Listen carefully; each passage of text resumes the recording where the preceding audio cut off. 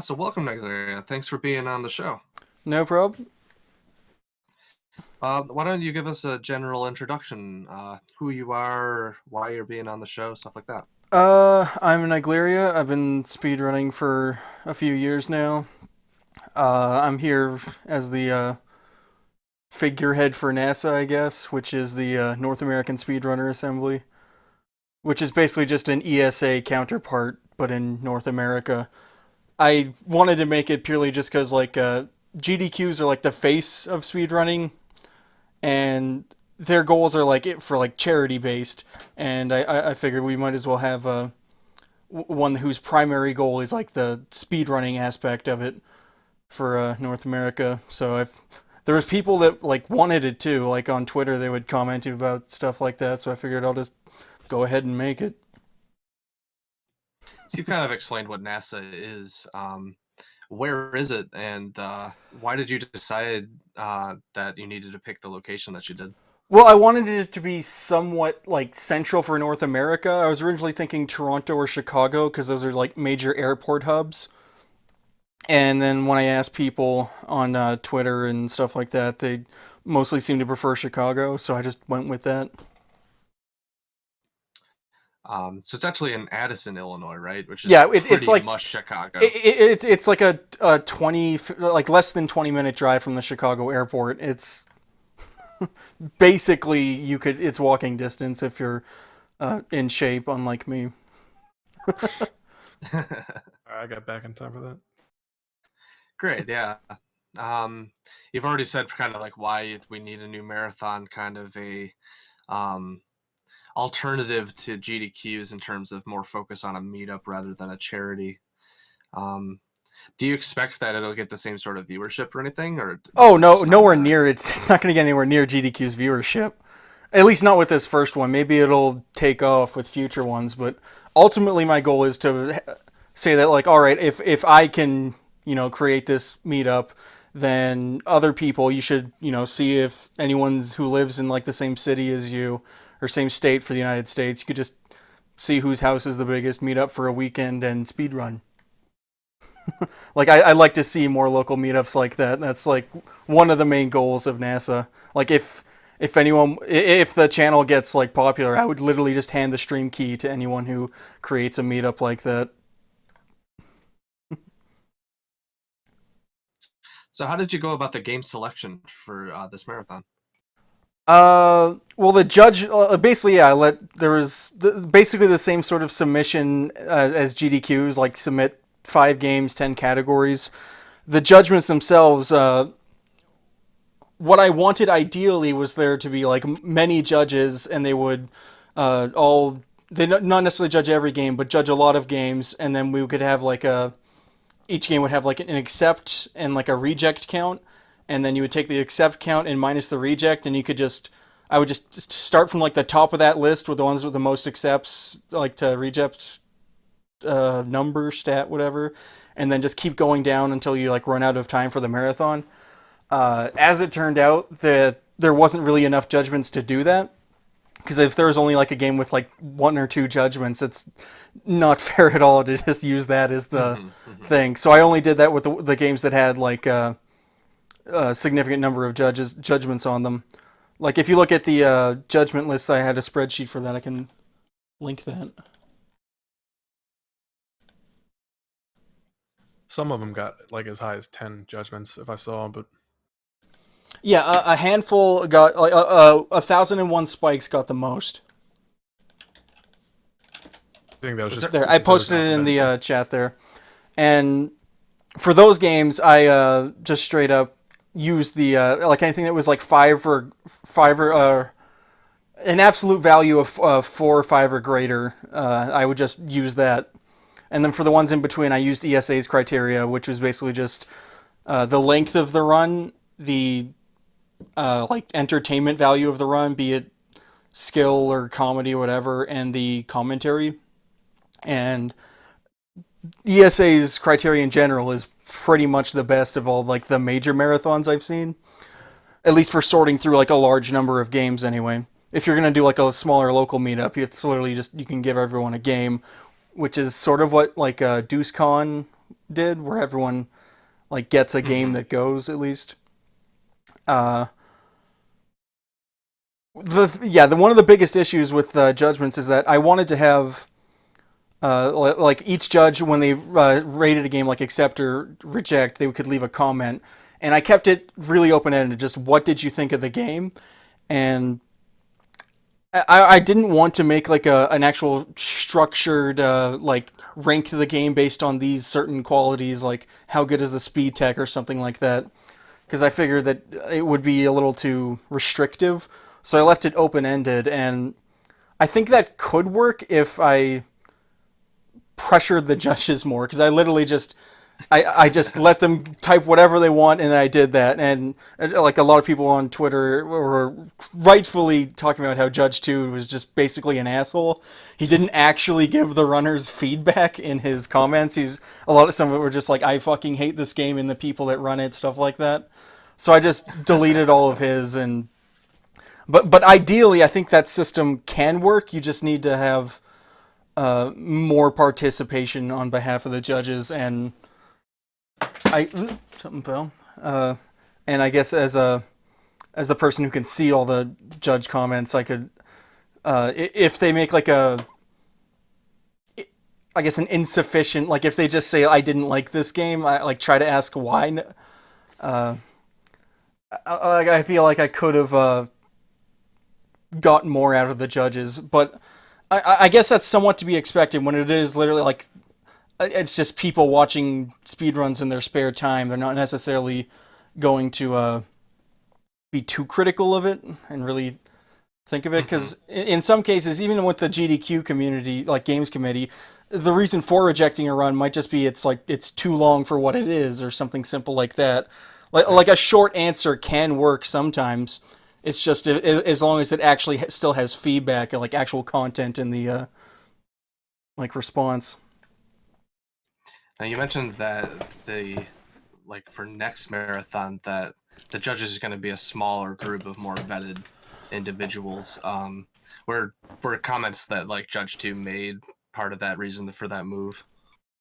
I don't think it's more just about reliability, because some judges offered, but they only judged like 5 games, and I probably would just go with like the people who I know are going to like dedicate time to it. Because if they only like judged 5 games out of like 200, that's like statistically that's not that useful for what I'm trying to accomplish. But what was the average number of judgments? There's a thing for that on one of the tabs. I'll go find it. Yeah, I don't remember what it was off the hand. The number of judgment ones, it was 4 point something. It's probably a little higher than 4.2, like 4.5, since I didn't update it after that. So it's somewhere between 4.5 and 5. Oh no, that's the number of judgments per game. That's the average game has 4.5 to 5 judgments. Actually, wait, I could. That's still pretty good. That's still like a small committee of people, you know. Is it the type of thing where, do you still kind of have final say in this? Because I know a game like for the ones that Mega Man's. Yeah, for the ones that didn't have like the few judgments, it was essentially just me that had the final say.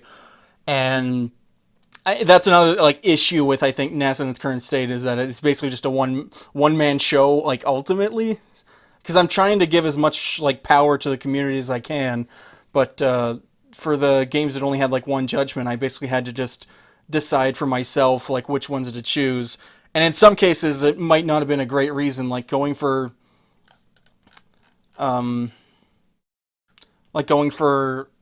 one game over another. It can just be like they're both good speed games. There's just not enough time for it, and in some cases, there isn't really a good reason for why I went one over the other.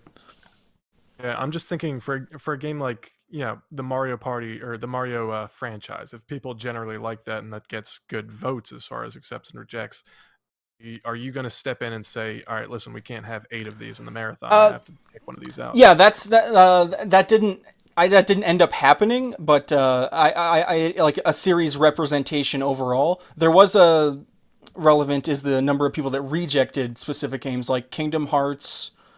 A lot of people where it's like they don't like the speed run, but as a speed game, there's a huge community around. There's a lot of people that do it, so I went against the judges' overall rejection on that. Same with Dark Souls, Trauma Center, and Final Fantasy Crystal Chronicles. I feel like that the bias of the judges there was on part because of the bias that like they're people that I know, and I'm not a big fan of Final Fantasy speedruns overall, and I'm guessing a lot of the people who are like offered to be judges might be like similar in that kind of mindset. So I tried to like skew out the bias by just outright saying like, all right, the ones that have like a big community behind it, I'll try to get it in. Which is why when Vice City Any Percent, when the runner had to drop, I to replace it with the extra time, I went with Grand Theft Auto 4: The Ballad of Gay Tony over like any other game because I still wanted there to be like some kind of series representation for Grand Theft Auto because there is also like a big community behind that like series of speedruns or the series of games. Yeah, that makes sense. Basically, whenever a game was dropped, if it was like a representative of a series, I would try to like accept another. Okay, and I think this kind of feeds into a larger topic, which we can get to later or right now if you want. But as far as scheduling goes, you see the more popular games with bigger communities being grouped together, or do you kind of see it as something where it's spread out, where maybe a big community game is followed by a lesser known game to try and give it exposure? Or what do you think your strategy will be as far as putting the schedule together? Right now, I'm just my primary focus is just asking all the runners. It's like, when can you be there? Because some of them are only going to be there like for 1 day or 2 days. So, like the first priority there is just making sure the schedule like works with the runners. The second would be making sure that for the tech wise, like I'll probably have a bunch of Sega Genesis games together, just so you can like turn off the Sega Genesis, put a different game in, and then keep going like that. I wouldn't want to group all of the speedruns on one console into one block together, but having a few could be a good idea. As for like popularity, I don't really have any plans for that yet, but I think the idea does have merit of trying to like alternate popular versus not popular games, just so that you maintain viewership while also giving like a higher viewership that the lesser known games wouldn't have otherwise gotten. Okay, and I think a part of that is almost like time slots, not just what is following what, but when things come. Do you see? What do you see being in prime time versus a graveyard slot, or haven't you put much thought into that yet? Well, a couple of the people said they preferred graveyard slots. So if there's anyone, if the runners specifically ask for a certain time slot like that, I'll just give it to them. Mm-hmm. I'll probably go with longer games at night, just because like there might not be as many people awake to like run the tech, so they wouldn't have to like do as many changes between games. That makes sense. But I think that could also hurt, like, because Final Fantasy 12, just because it's long, it's like, all right, then it's going to get like a shitty time slot, basically. I don't know. It feels like it's like a disservice to the game by doing that, but I guess something has to be at night, so I'm not sure what I'm going to assign with that time-wise yet. Any idea when the schedule get put together, or when you'll start working on that? I guess once all the runners have once most of them have like answered the form, I'll reach out to the ones who haven't and be like, "What do you have any preferred time slot?" And then I'll just basically just I already have a spreadsheet of like when each runner and like what time slot they'll in. I'll probably just group like a few consoles together and then see when like just assemble it like that. I don't think I'll take like the same approach DDQs does, where they try to have like money makers at certain places, because this marathon isn't raising money. So I'll just see what would be like a flow of entertainment through so you're seeing one genre too much. I don't want to have any kind of like blocks of games, like all of the Sonic games at once or something like that, because I like if I do have anything like that, it would be alternating. Like you could have like Sonic Advance 2 and then Gothic or some other game that's like similar length, and then Sonic Advance 3, just like alternating blocks, sort of, just so that the people who like are only there to watch like a small set of games are likely to like see another game and and they could think like, oh, this is cool, I'll watch this as well, ideally. But I don't expect to have any like I'm going to assign prime time to these specific games. I don't think I'll be doing it like that. I'll be mainly just if the like when the runners prefer, and I'll just throw it together like that. And I'll try to make it so that if one runner has two games, I don't want it to be like one at noon one day and then midnight the next. Yeah. That's accommodating. So I'm basically just trying to accommodate the runners here. That's the main focus of the schedule. How are you going to handle dropouts? I mean, obviously a lot of people are... I don't know actually how many, but how many people are dropping, but like Alta Biscuit and the Crispy and other... On the rejects tab, I have all the people that dropped out. I put their accepted games on the bottom of that. I think it's like 8 games-ish, maybe a little more.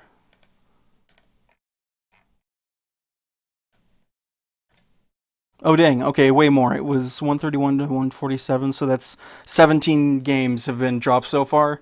And I basically... like earlier I said, if it was representative of a series, I would try to get another one in.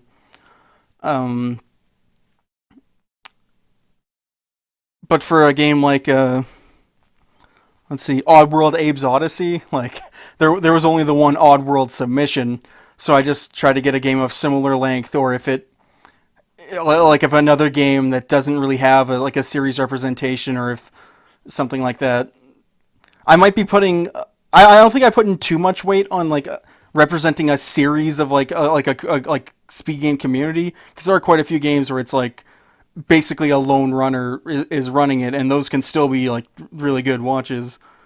But essentially, if people drop out, I'll just like, if a game can fit and it's no, it's not the same runner running a third game instead, I'll just try to see what fits.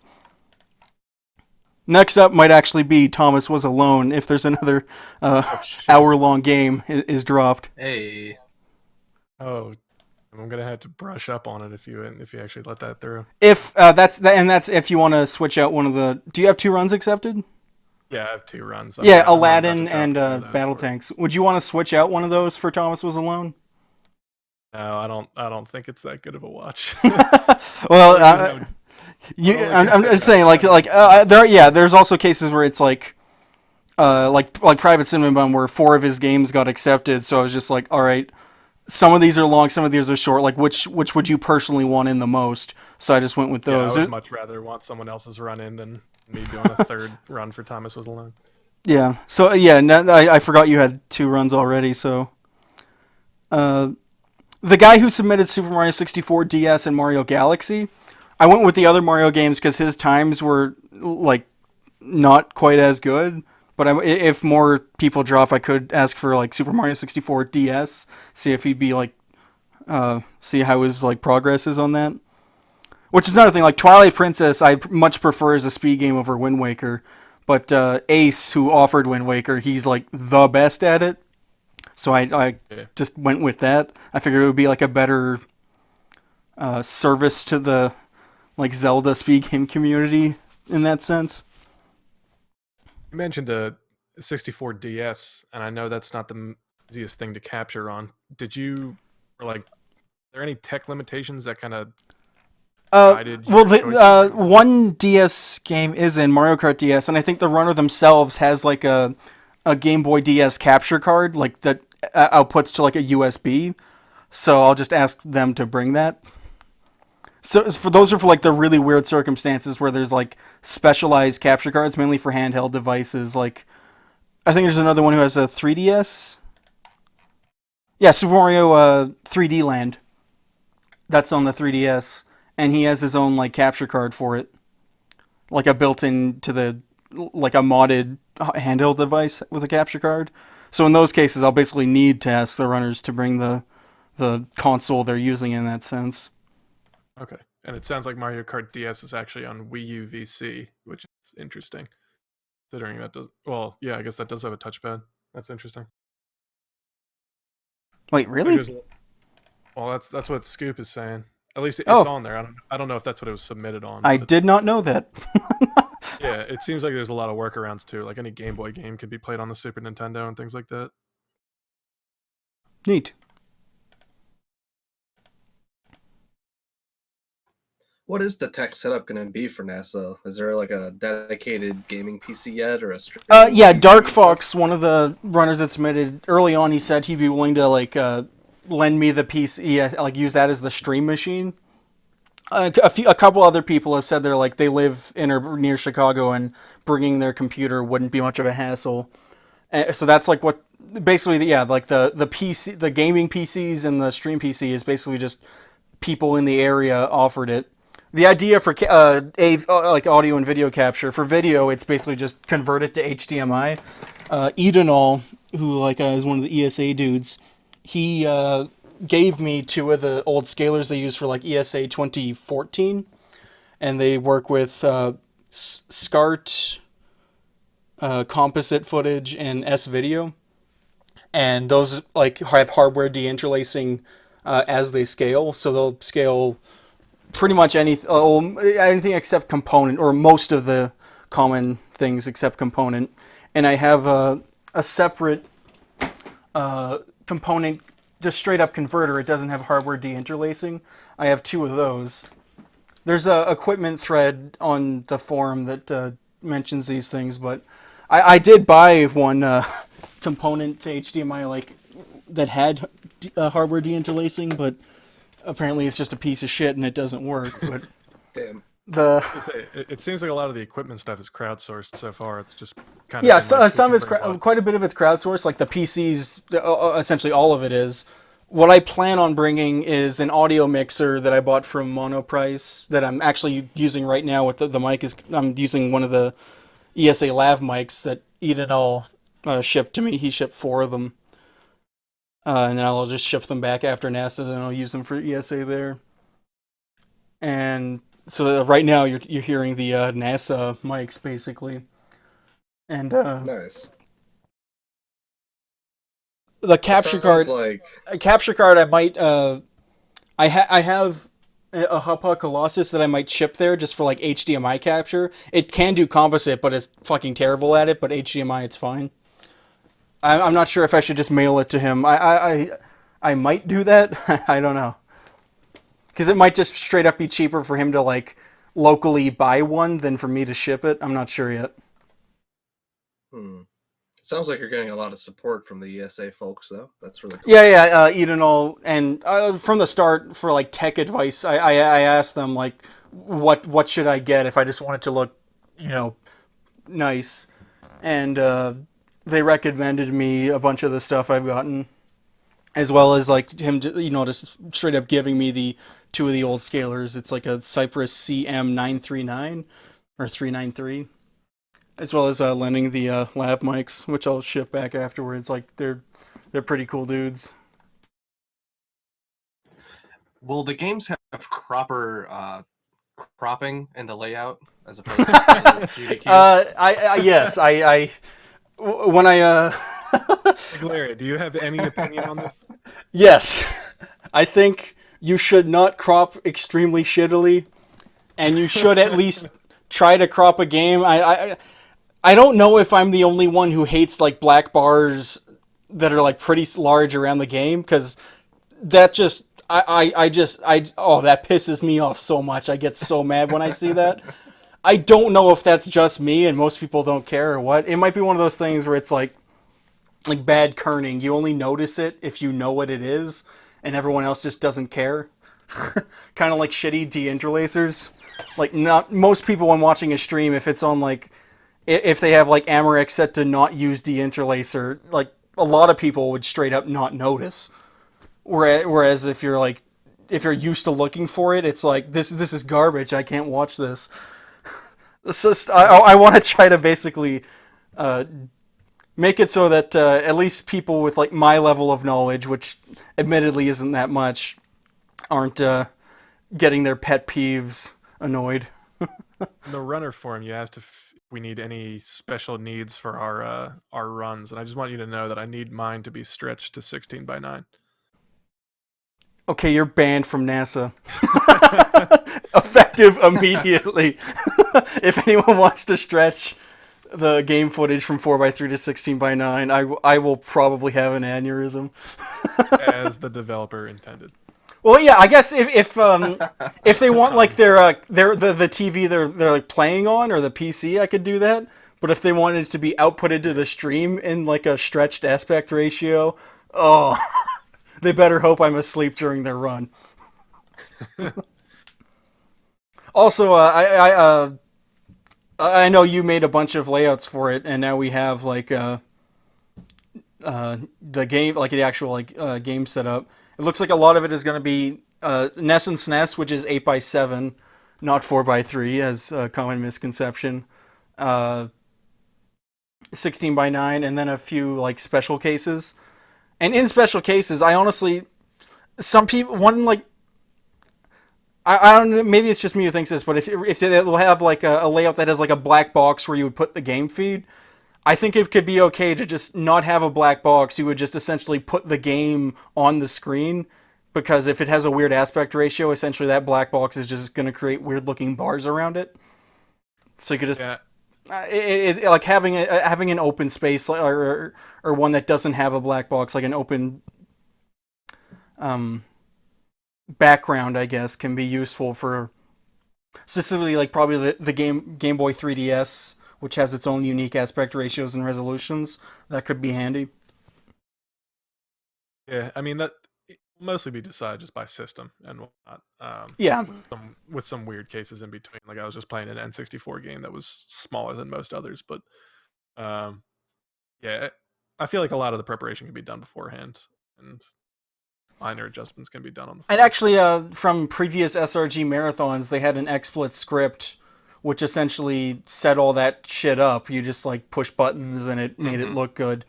Now with there's OBS Studio, which does like you can edit scenes while like streaming a different one. I don't know if we should use XSplit, because previously I was thinking we should use XSplit because it has that feature. But now that OBS Studio offers it, I'm not sure which would be the better case or the better choice. Maybe just keep one as backup or something. Yeah, I guess being able to use either would be handy. Like I remember at SGQ 13 when they decided finally that like they're never going to use XSplit again, when during the finale it crashed the computer when he tried to switch a scene. And they're like, yeah, fuck this, let's not use XSplit anymore. So it's like, I understand their the GDQ's reasoning for not using it. Just that they have like a bad history with the program, but it does work, and it has some features that OBS doesn't. Mainly the preview during, or like off, like preview. What is it? I'm sure there's a word for it, but like editing a scene that you're not streaming. I'm pretty sure there's a word for that, but it has that. Now OBS Studio has it, but OBS Studio is fundamentally a different program than OBS. If you're familiar with one, you're not necessarily going to be, right. As savvy with the other. Yeah, they share a name, but they work kind of different. They're pretty different. Right, and so we're talking about the way GDQ went about it, and I feel like that's kind of unfortunately be a theme throughout, is kind of comparing NASA to GDQ and other marathons. And I know you've tried to do things differently with both the judgments being more open to different people coming in, and a lot of more things being crowdsourced. But one thing I want to bring up to you is I feel like a lot of the GDQ stuff, like for example the couch commentary threads and policies in the stream room and whatnot, a lot of those have come about because of issues that have come up over the years. There have been like 10 or so GDQs, and maybe somebody says something stupid on the mic, and now there's a policy of who can talk on the mic and whatnot like that. Yeah, I know. I was named after one of those rules, actually, or one of the rules was named after me. So I get that. Like some of the rules might seem like it's like Nazi moderation, but they do make sense. Which quite a few of the GDQ rules like it does. But the big difference I'd say with NASA is that we're not representing a charity, so it's like I don't have an issue with swearing. If runners want to swear, they can do that all they want. Because I So don't. that's kind of what I want to get into. Was like, it seems like, at least with the judgments, you're seeing the way it goes the first time you tried something. You noticed at least one judge kind of went haywire, and some people got upset. But you're not an organization, so it's not like you have too much credibility to lose or anything like that. Yeah, it's like we're none of us are making money. None of us are representing like a greater organization. So in that sense, we don't have as like a risk involved besides our own individual reputation, I guess. And while I think it's inevitable that people are going to compare GDQs to like any marathon to GDQs, just because GDQs are essentially the face of the speedrunning community on Twitch at large. That's where like a percentage wise, if you're to compare like total views of any speedrunning stream throughout the entire year, I imagine GDQ would have like more than 50%. I'd probably wager. Yeah, there's a speedrunning mainstream. It's definitely GDQ events. So like any marathon, I think will be like compared to it. I don't think that's necessarily a bad thing. But you think you have anything as far as like policies in place to try to? Well, yeah, there is a rules list that I made, which is I just tried to think of the absolute bare bones ground rules, like don't break the law, don't don't steal things. If you do steal, you have to pay for it and give it like stuff like that. I didn't want to have any sort of restrictions on the attendees, like aside from like what is legally required of them when they're just outside anyway. The only things I have which are like stream specific is like the runner, they can like if they're pissed off and they think like a commentator just like nah, you're not cool, you leave the room for the next 10 minutes. Like you can tell them that. So yeah, that, like some people have said like brought up quite reasonably so that like this is giving a lot of power to the runners, and if they're just a giant asshole themselves, then they can like ban people for the duration of their run, which is true. But I don't know, I think that could be funny. And if someone's banned from the streaming section of the stream room from like 10 minutes, I don't think it's that big of a deal ultimately. Yeah. But essentially, I've just tried to have like minimalistic rules in that sense of just like what you need to have like a social function. So what's the process for, I guess, attending? Do you have any idea how many people will be attending? Is that locked in already? The attendance is not locked in. I've with the hotel booking, I booked 15 4-person bedrooms, so that's like 60 people like sleeping if they're going to use 4 people. You can have more as long as there's not 4 people in the room at more than 4 people at a time. There's actually in SGDQ 2014, where one night we had 11 people go in and out of the room while not breaking the fire code. So it's like you can sort of alternate like sleeping so that you're still maintaining the legal policies of staying at the hotel while saving money.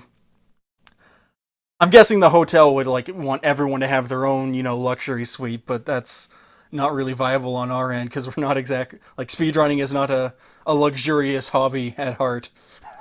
Mm-hmm. But I'll probably have like a $10 registration fee just because the conference space, that's basically the only thing that needs to be paid for like as a group. Everything else is just their own travel costs and hotel like stays. And I'll check my mail now. There should be like essentially a link or a group code so that the rooms that I booked off, they'll be essentially be given to the people who want to stay there during the event. I'll check that right now. I'll get started on the rumors that you're pocketing all the money. Well, any money that's like for the attendance fee, I'll make a spreadsheet and I'll have like the cost of the attendance fee, and I'll have like the amount that like people have paid. Anytime any money's transferred, I'll make sure it's like publicly known. And even if in the far future this does turn into a giant money making scheme, I'll still keep it all public so you know exactly how much money I'm ripping off of you. It pretty much be Google Docs the marathon, pretty much. Yeah.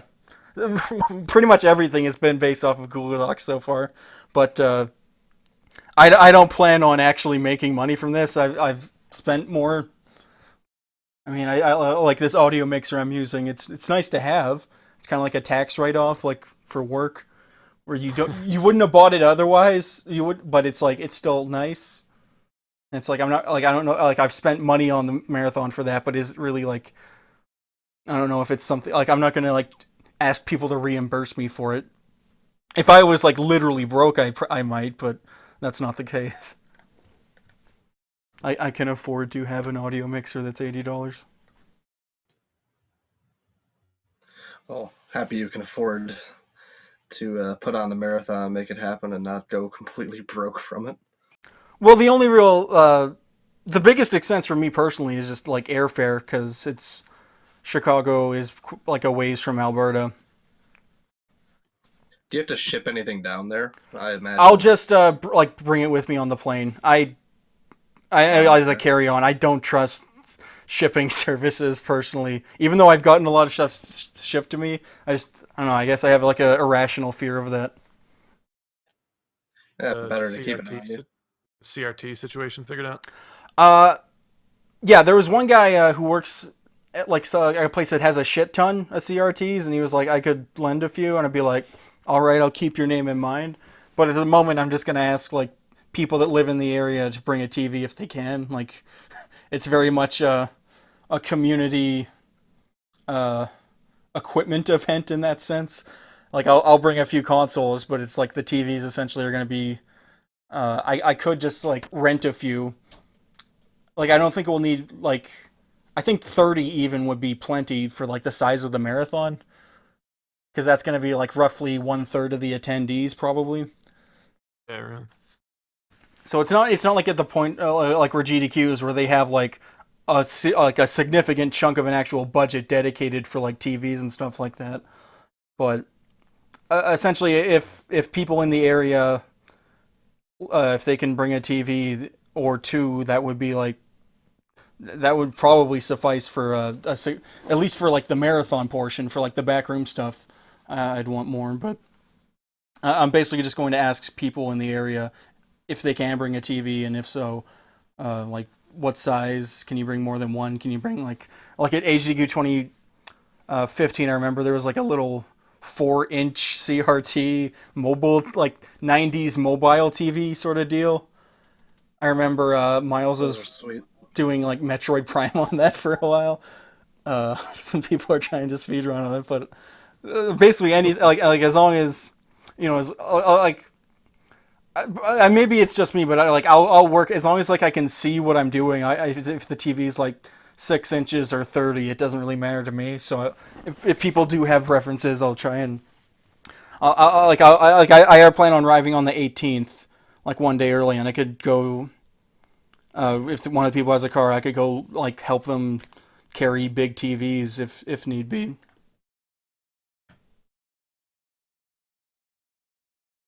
Also, yeah, my voice cracks a lot. Just happens. I don't know. I hit puberty long ago, though. Fear not. A man-child is not running this marathon. All right, well, I think that about wraps up the interview. Is there any closing statements or anything you'd like to make, Naegleria? Thanks for having me on. If anyone else has questions for NASA, I'll answer them. I'm on Twitter, the speedrun.com forum, IRC, wherever's good. So far, I've been able to answer like every question that's thrown at me. I don't really need to like hide anything or stuff like think about an answer before I give it. Most of it's like I can instantly provide an answer. I haven't really gotten to the point where I need to really like provide like a corporate response to something. So if you want, like I'll work with you. Great. Well, thanks a lot, man. No problem. You're a lovely person, Naegleria. Thank you, Jymotion. Yeah, and thanks, Jymotion. This is his first episode. I think things went really well. Dude, this has been fun. I get to give my opinions into a microphone, and they sound important. I like it.